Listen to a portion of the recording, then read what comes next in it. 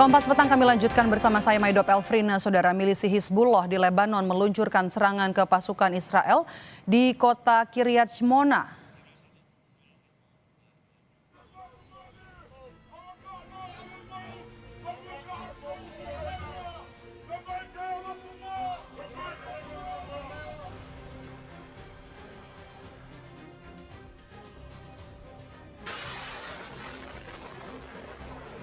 Media di Lebanon, Al-Manar TV melaporkan Hizbullah merilis video serangan ke kamp tentara Israel.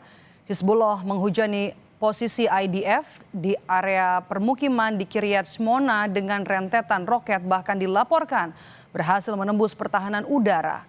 Serangan dilakukan dalam rangkaian eskalasi seringkali sebagai respons atas serangan udara Israel ke wilayah Lebanon Selatan. Serangan dilakukan di tengah upaya perundingan yang dimediasi Amerika Serikat.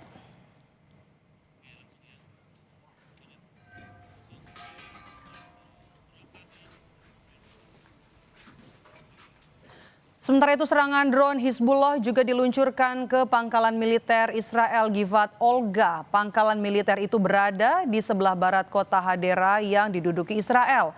Perang di perbatasan Lebanon Selatan kembali panas sejak Hizbullah meluncurkan serangan pada 2 Maret sebagai dukungan kepada Iran yang dibombardir Israel dan Amerika Serikat pada 28 Februari.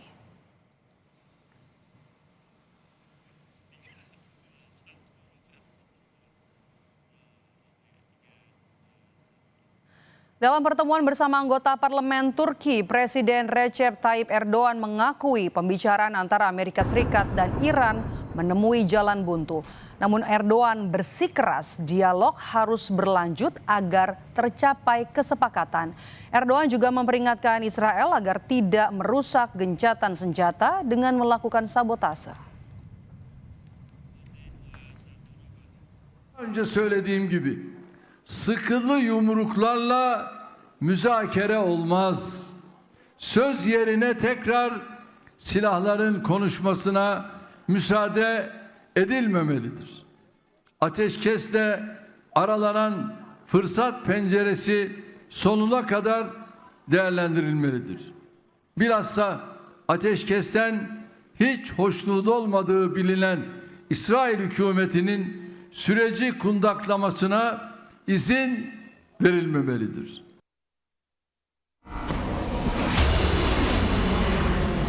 Blokade pelabuhan Iran oleh Amerika Serikat menuai kecaman dari dunia internasional dan Iran sendiri. Militer Iran melalui Komando Militer Gabungan Iran mengancam memblokir jalur ekspor dan impor di seluruh wilayah Teluk Persia, Laut Oman, dan Laut Merah jika Amerika Serikat tidak mencabut blokade terhadap pelabuhan-pelabuhan Iran. Iran menyebut blokade Amerika Serikat adalah pelanggaran gencatan senjata. سرلشکر عبداللهی تاکید کرد چنانچه آمریکای متجاوز و تروریست بخواهد به اقدام غیرقانونی خود در محاصره دریایی در منطقه ادامه دهد و برای کشتی‌های تجاری و نفتکش‌های ایران ناامنی ایجاد نماید، این اقدام آمریکا مقدمه نقض آتش‌بس خواهد بود و نیروهای مسلح مقتدر ایران اجازه نخواهند داد هیچ گونه صادرات و واردات در منطقه خلیج فارس، دریای عمان و دریای سرخ تداوم داشته باشد. فرمانده قرارگاه مرکزی حضرت خاتم الانبیا تاکید کرد ایران برای دفاع از حاکمیت ملی و منافع خود با قدرت اقدام خواهد کرد. Ancaman ini meningkatkan eskalasi di tengah upaya negosiasi damai tahap 2. Wakil Presiden Amerika Serikat J.D. Vance mengatakan Donald Trump siap untuk menawarkan kesepakatan yang disebut kesepakatan ala Trump jika Iran meninggalkan ambisi nuklirnya. He said, if you guys commit to not having a nuclear weapon, we are going to make Iran thrive, we're going to make it economically prosperous, and we're going to invite the Iranian people into the world economy in a way they haven't been in my entire life. And that's the kind of Trumpian grand bargain that the president has put on the table. Jelang kelanjutan negosiasi damai antara Amerika Serikat dan Iran yang dimediasi Pakistan, Panglima Angkatan Darat Pakistan Asim Munir dan para pejabat keamanan senior bertemu dengan Menteri Luar Negeri Iran Abbas Araghchi membahas kelanjutan perundingan yang akan digelar di Islamabad akhir pekan ini sebelum gencatan senjata berakhir.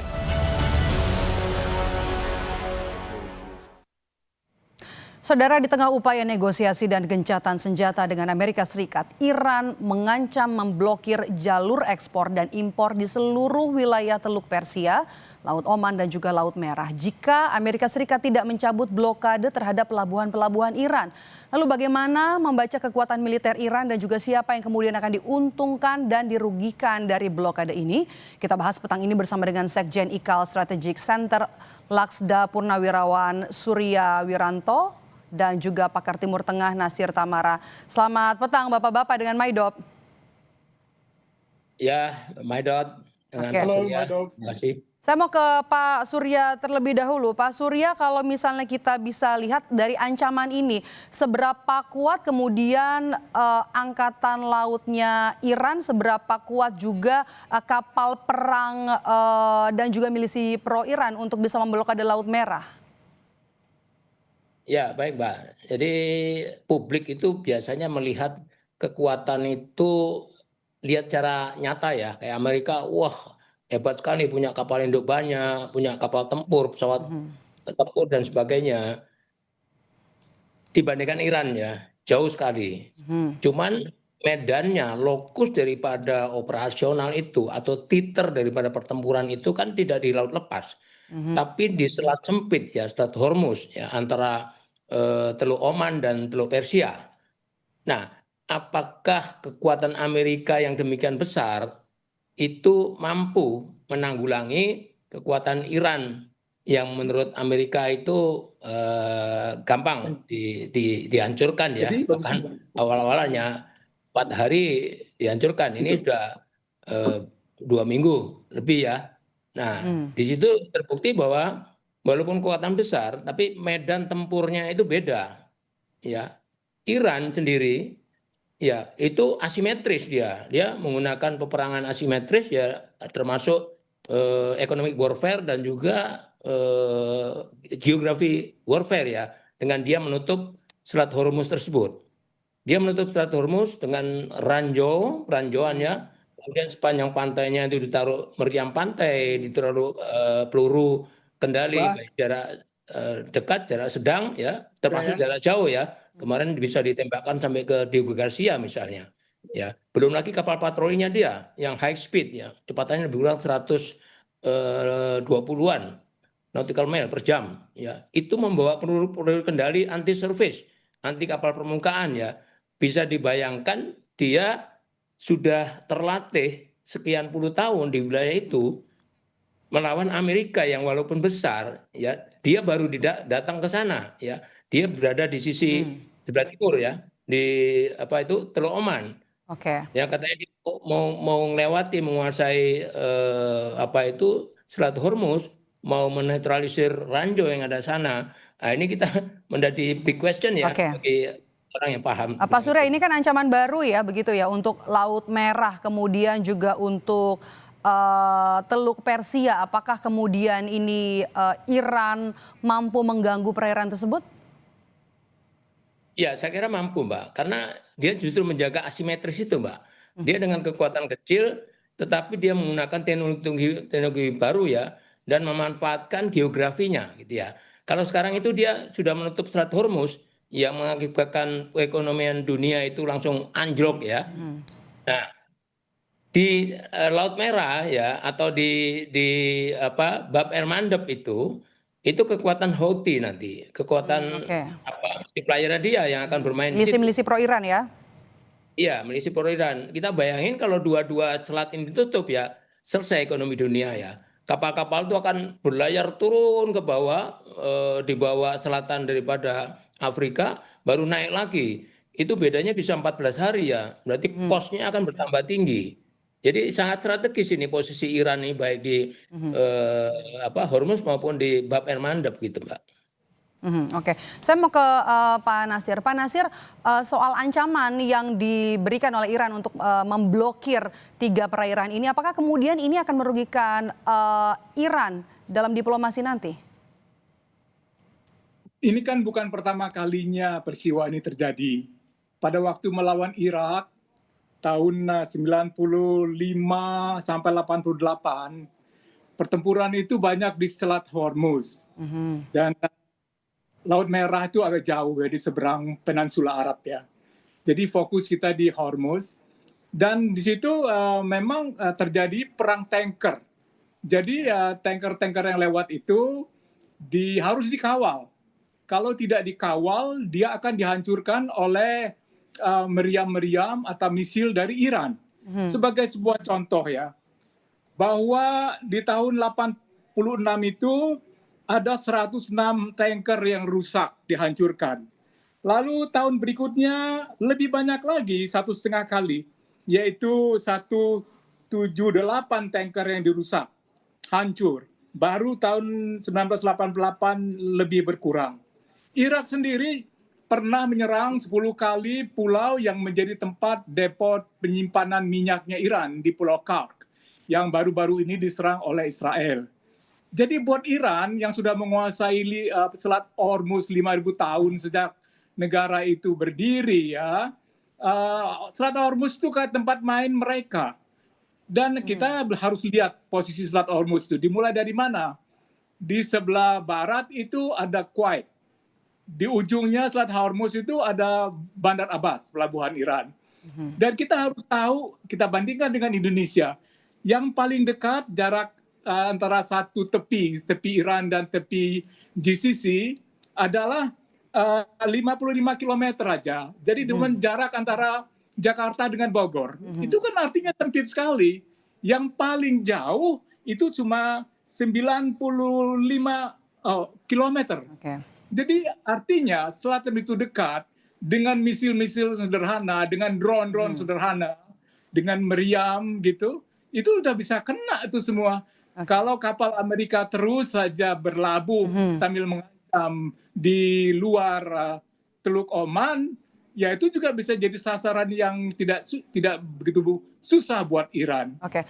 Jadi Iran itu sudah lebih menguasai lah dengan secara insting, secara sehari-hari dibandingkan Amerika yang harus bertumpu terus kepada satelit. Dan ketika satelit nggak jalan, mengirimkan peta citra wilayah, ya tentunya mereka akan kewalahan. Belum lagi begitu banyak yang ranjau. Ada 4 jenis ranjau yang dipasang oleh Angkatan Laut Iran. Yang setiap saat bisa meledakkan, bukan hanya tanker.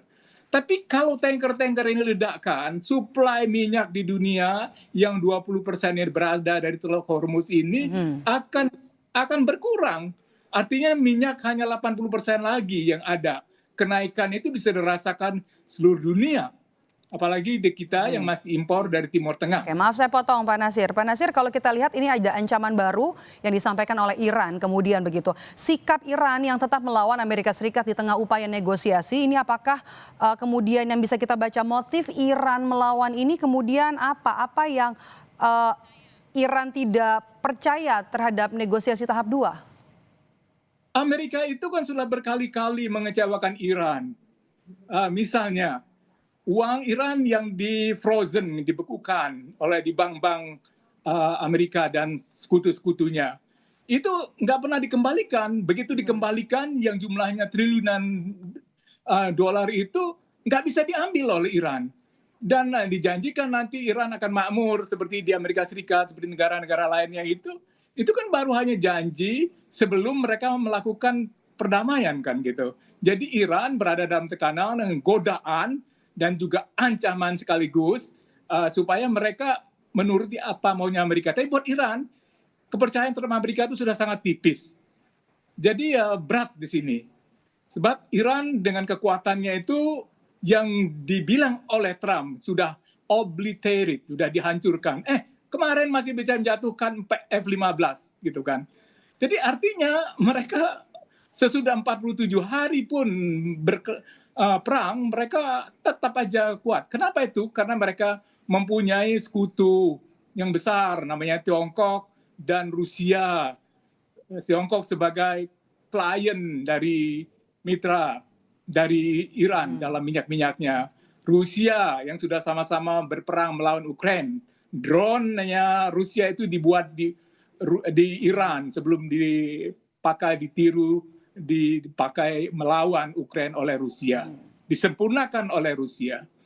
Dan Rusia itu juga Iran tidak mempunyai kesulitan kalaupun barang-barang senjata itu tidak bisa masuk melalui Selat Hormuz atau kapal perang itu dia kapal angkutan raksasa seperti Hercules. Mereka itu mempunyai Laut Kaspia di belakang. Laut Kaspia itu langsung berbatasan dengan Rusia. Dari situ semua senjata bisa dikirim ke daratan Iran dan dalam tempo singkat bisa meresuplai persenjataan Iran. Itu yang memusingkan Intel Amerika. Karena mereka nggak ada pijakan untuk melakukan Intel apa yang dilakukan di Teluk di Laut Kaspia itu. Oke. Jadi Dengan Iran itu sudah siap. Oke. Dengan saya mau ke Pak Surya lagi. Pak Surya, dengan memblokade Laut Merah atau 3 perairan ini kemudian siapa yang bakal diuntungkan, siapa yang kemudian bakal dirugikan baik dari sisi Iran ataupun dari sisi internasional. Tapi jangan dijawab dulu. Kita akan bahas usai jeda. Tetaplah bersama kami di Kompas Petang.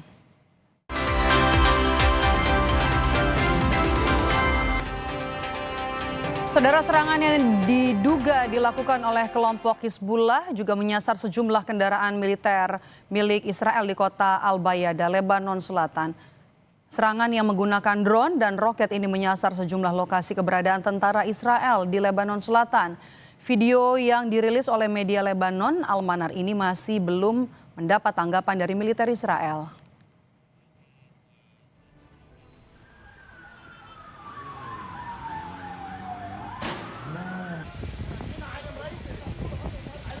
Kepala Staf Umum Militer Israel atau IDF mengunjungi divisi ke-162 di Lebanon Selatan. Dalam kunjungan ini, Kepala Staf Umum bertemu dengan sejumlah komandan senior dan melakukan observasi langsung serta penilaian situasi. Militer Israel mengklaim serangan yang diluncurkan membuat Hizbullah melemah dan terisolasi di Lebanon. Kepala Staf Umum Letnan Jenderal Eyal Zamir bilang telah menyetujui rencana lanjutan di Lebanon dan Iran.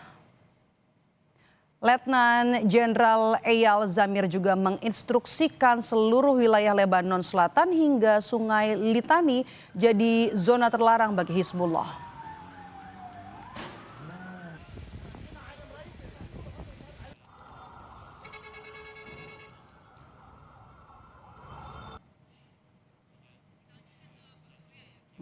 Oke.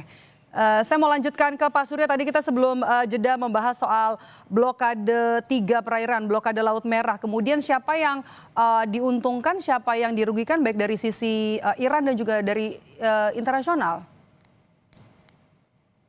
Baik, Mbak. Saya kira kalau kita melihat Amerika itu kan sudah 47 tahun ya mengembargo Iran ya, dikucilkan seperti itu.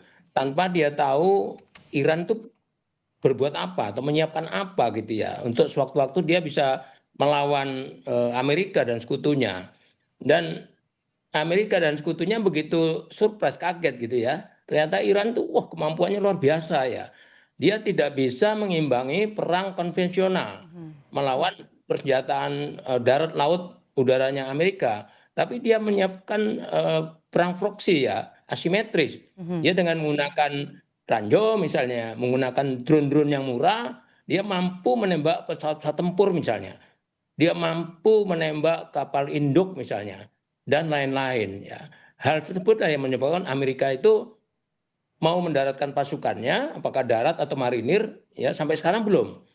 Dan dia kemarin habis perundingan gagal itu kan dia mau menyerang habis-habisan lewat perang laut ya. Tapi perang laut yang seperti apa begitu ya? Kalau perang laut di laut terbuka, ya Amerika powerful ya. Tapi kalau perangnya di selat-selat ini ya sempitan-sempitan, apakah yang di atas ini di Hormuz ya, atau yang di bawah tadi yang Mbak sebutkan di Gulf of Aden ya, atau Laut Merah, Red Sea. Ya, ini perangnya sangat sempit, Mbak.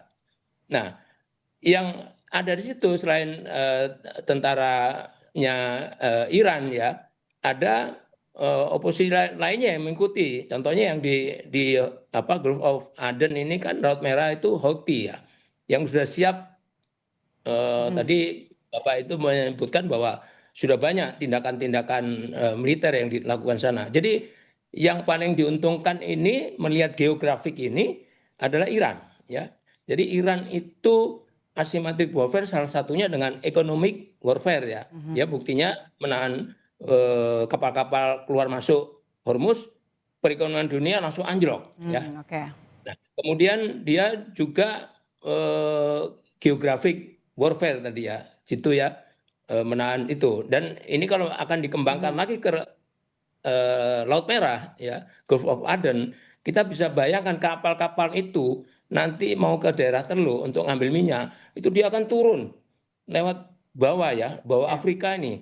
Itu beda waktunya 14 hari. Berapa besar biaya operasinya? Begitu, Mbak. Oke. Kalau kita lihat kan apa poin-poin yang kemarin sempat mandek dalam pertemuan atau perundingan pertama, yaitu soal nuklir, kemudian juga soal Selat Hormuz dan juga soal serangan Israel di Lebanon. Apakah kemudian poin-poin ini bakal disepakati di perundingan tahap 2, negosiasi selanjutnya? Saya kira sulit ya, tuntutan Iran itu 10 tuntutan Iran itu untuk digabungkan sulit karena memang tuntutan itu memang dibuat untuk tidak bisa dikabulkan gitu, Mbak. Contoh Selat Hormuz ini, dia ingin tetap bertahan di situ karena dia sebagai coastal state yang memiliki pantai itu, ya wajar kalau dia mempertahankan di situ gitu, Mbak. Itu satu. Kemudian dia juga minta pergantian kan, semua kerusakan ini diganti dong gitu ya. Itu tidak mungkin juga dilakukan oleh Amerika dan seterusnya, prioritas itu ada, Mbak. Nah sekarang kan buktinya prioritas pertama itu menutup selat. Ya dipaksa katanya mau dibuka, kita mau perang laut. Ini udah hari keempat, nggak ada perang laut tuh Pak. Nggak ada penyerangan ke misalnya atau penerobosan ke Selat Hormuz Pak. Karena itu adalah killing ground.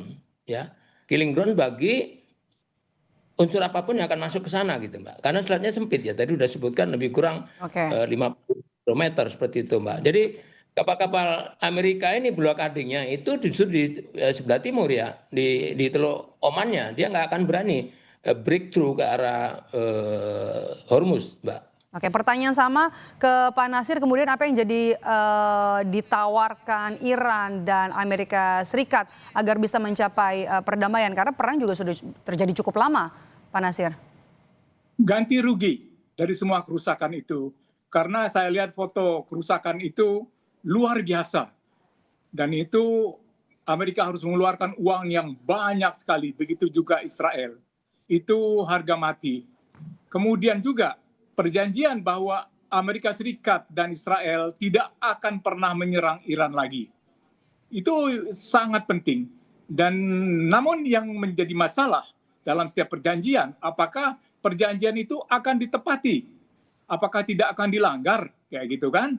Amerika dan Iran sudah pernah berjanji dua kali meeting, kan kesepakatan katanya akan dicapai. Belum selesai kesepakatan, tiba-tiba secara unilateral, ilegal secara hukum, Amerika dan Israel menyerang Iran dan membunuh kepala negara, membunuh pimpinan teras, dan itu kan bertentangan dengan konvensi Jenewa, dengan semua peraturan perang internasional. Jadi bagaimana Iran bisa percaya? Orang Iran itu sudah kapok lah percaya sama Amerika. Jadi suasana batin seperti inilah. Jadi mereka tidak mau lagi dibohongi, mereka tidak mau lagi disiasati. Buat mereka ini soal hidup dan mati. Jadi sekarang bagaimana Amerika Serikat menjawab tuntutan ini? Dan kalau misalnya terjadi peperangan di situ, saya sudah pernah ke selatan pada waktu perang Iran dan Irak. Ya, saya meliput di situ. Saya melihat betapa medannya itu setengah mati, susah sekali. Dan apalagi sekarang, kapal-kapal perang itu kan tidak berdaya dengan drone dan misil semuanya. Karena satelit-satelit yang presisi ada di mana-mana, dan dari jarak jauh itu bisa membuat kapal induk, kapal segala macam tipe kapal itu, kecuali mungkin kapal selam, itu akan kena gitu. Dan karena itu Amerika bagaimana? Mau menurunkan marinir seperti penyerbuan mereka di Normandia, gitu, melawan Jerman dulu. Itu Normandia itu yang mati banyak sekali. Tapi orang waktu itu bisa menerima kematian orang Amerika yang begitu banyak.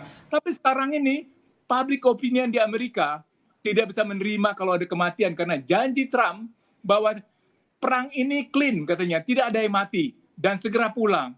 5 hari paling lama waktu itu dia gitu. Sekarang sudah 47 hari dan Trump dalam keadaan yang lemah. Amerika Serikat keadaan ekonominya melemah, biaya perang ini mahal, sedangkan surat hutang mereka sudah dikembalikan oleh negara-negara yang membelinya. Kas kosong, uang tanpa bank, uang tanpa perang tanpa bank, tanpa uang, setengah mati. Yang bisa dilakukan adalah siasat, menipu, kemudian spekulasi, kemudian menutupi kenyataan supaya orang percaya bahwa Amerika Serikat itu masih kuat. Tapi bahkan NATO pun ya sekutunya Amerika nggak percaya. Karena itu nggak ada satupun membantu, karena mereka melihat NATO itu hitung-hitungan loh. Kalau ada perang, aku udah punya apa, menang apa gitu kan. Amerika nggak menjanjikan apa-apa. Semuanya winner takes all lah gitu kalau Amerika kali ini. Baik. Jadi itu contohnya. Baik, terima kasih sudah berbagi perspektif. Kita tunggu nanti perundingan lanjutan antara kedua belah pihak, baik dari Amerika Serikat dan juga Iran. Terima kasih sudah berbagi perspektif bersama kami di Kompas Petang, Pak Surya dan juga Pak Nasir. Sehat selalu Bapak-Bapak. Makasih. Ya, terima kasih Mbak. Salam kenal Pak Surya. Ya.